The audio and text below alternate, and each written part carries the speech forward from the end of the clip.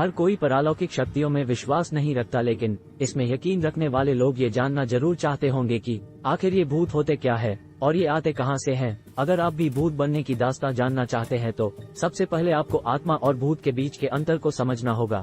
परलौकिक शक्तियों के जानकारों के मुताबिक आत्मा के 3 प्रकार होती है: जीवात्मा, प्रेतात्मा और सूक्ष्मात्मा। आत्मा इंसान के शरीर में हमेशा रहती है। जब आत्मा भौतिक व्यक्ति के शरीर में प्रवेश करती है तब जीवात्मा होती है। जैसे ही उसका प्रवेश कामना से भरे, इच्छाओं और वासनाओं से भरे शरीर में होता है, वह प्रेतात्मा बन जाती है। इससे आपको भूत और प्रेत में फर्क समझ आ गया होगा।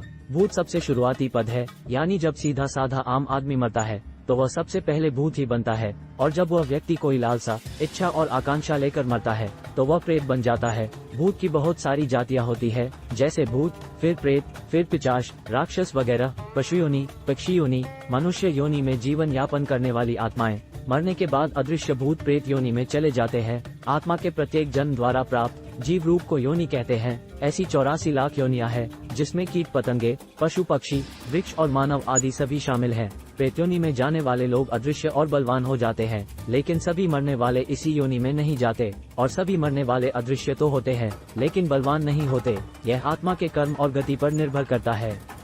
बहुत से भूत या प्रेत योनि में न जाकर पुनः गर्भ धारण कर मानव बन जाते हैं। मरने के बाद प्रेत योनि में जाने का मुख्य कारण तीव्र आकांक्षाओं और इच्छाओं की तृप्ति है। नॉर्मल लाइफ में भी देखा जाता है, जब आपके मन में कोई नई योजना या कुछ करने का विचार आता है तो उसके पूरा करने तक इंसान बेचैन हो जाता है, और अगर किसी कारण से वो इच्छा या लालसा पूरी नहीं हो पा रही है, या हमें लगता है कि हमारी ये योजना या इच्छा अधूरी रह जाएगी, तो हमारी कई रातों की नींद उड़ जाती है। प्रेत योनि भी ऐसी ही अशांति और अतृप्त स्थिति से भरी जीवन दशा का नाम है। जो व्यक्ति भूखा प्यासा मरता है, संभोग सुख से वंचित रहकर मरता है, गुस्सा, लोभ, वासना आदि लेकर मरता है, वह निश्चित तौर पर भूत बनकर भटकता रहता है। जो इंसान एक्सीडेंट में आत्महत्या करके या जिसकी हत्या की गई हो, ऐसे लोग भी भूत बनकर भटकते रहते हैं। ये भूत प्रेत हमेशा भटकते रहते हैं, इन्हें शांति नहीं मिलती है, इन्हें खाने और पीने की बहुत इच्छा और लालसा रहती है, लेकिन इन्हें तृप्ति नहीं मिल पाती है। ये किसी घर में या जंगलों में भटकते रहते हैं और मुक्ति दिलाने वाली की खोज करते रहते हैं।